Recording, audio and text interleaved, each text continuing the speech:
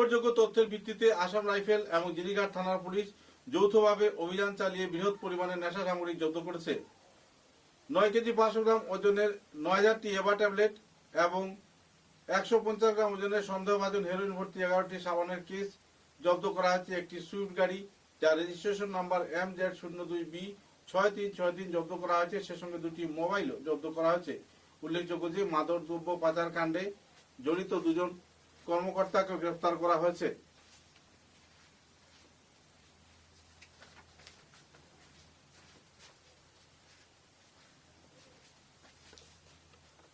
মাদকদ্রব্য তস্করির অভিযোগে গ্রেফতার হওয়া ব্যক্তির নাম রাজাহুল করিম, বয়স 33, পিতা আমির আলী আহমেদ, গ্রাম দিদারখুশ, 3য় খণ্ড, ডাকঘর মতিনগর, থানা কচুদরম। সাজ্জাদুল আলম বড়ভূইয়া, বয়স 30, পিতা তাজউদ্দিন বড়ভূইয়া, গ্রাম দিদারখুশ, পার্ট 1, ডাকঘর মতিনগর, থানা কচুদরম, কাছাড়, আসাম। এদেরকে আইনি হেফাজতে জিজ্ঞাসাবাদের জন্য নিয়ে যাওয়া গেছে।